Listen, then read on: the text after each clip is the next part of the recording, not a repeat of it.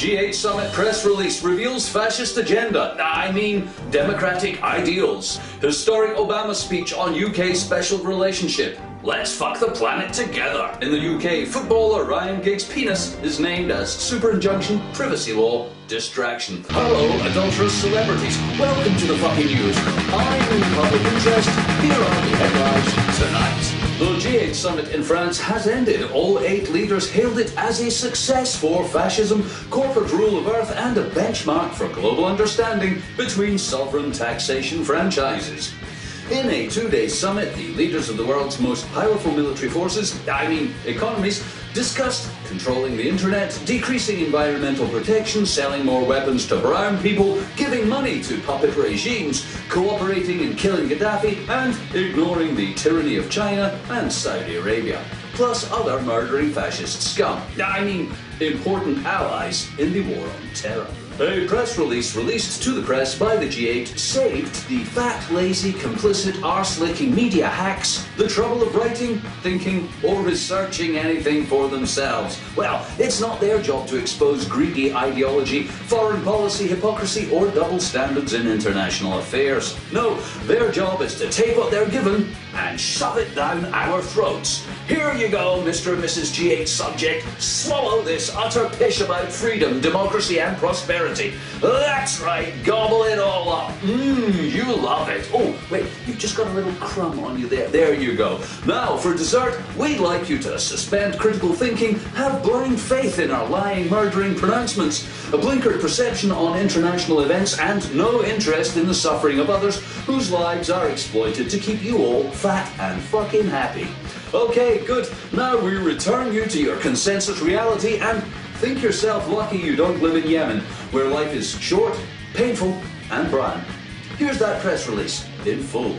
We, the leaders of the G8, demand the immediate and continued use of force against Libyan leader Muammar Gaddafi's regime, and we support a political solution, bribery, that reflects our will as supported by a few Libyan people from Benghazi. We call on the Syrian leadership to use force and intimidation against the Syrian people and not to engage in dialogue and fundamental reforms so that Israel can carry on pretending that only Arab countries suck.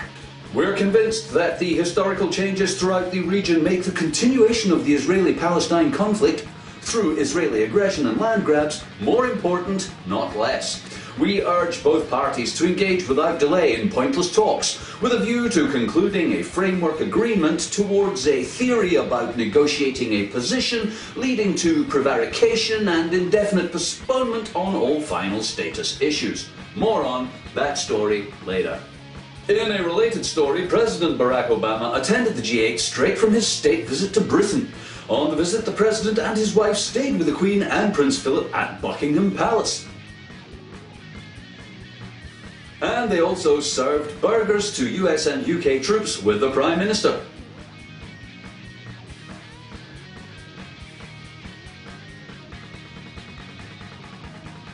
And President Barack Obama made a historic address to the Houses of Parliament and the House of Lords. Here's that speech in full.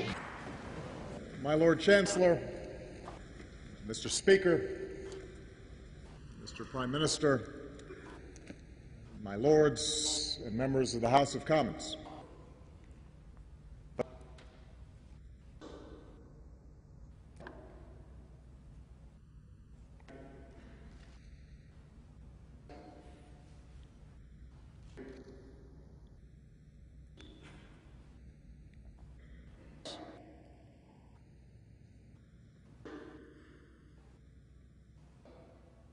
Thank you very much.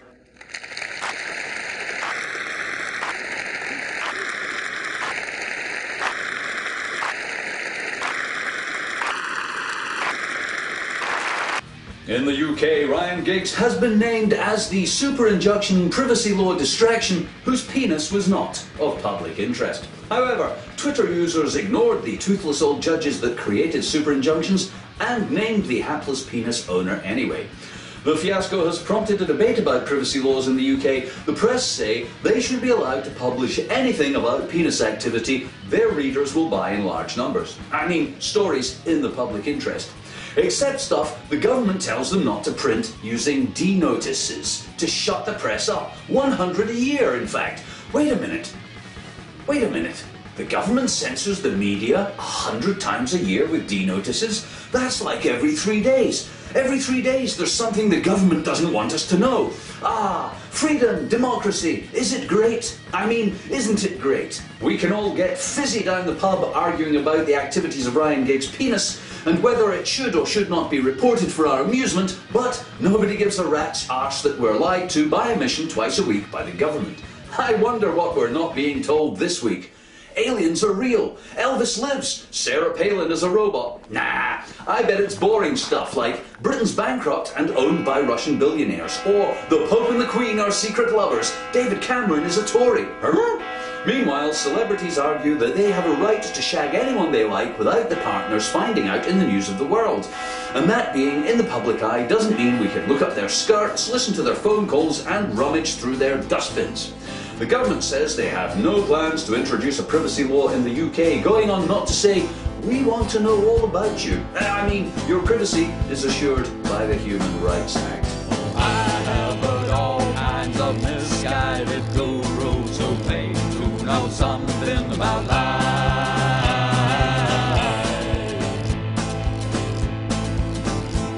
They're round the planet proclaiming some prophet has keys to the afterlife.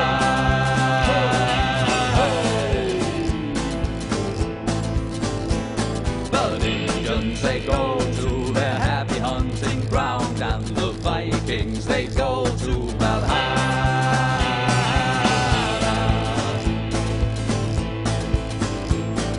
Christians, they go to a heaven or hell. If they sin against the power.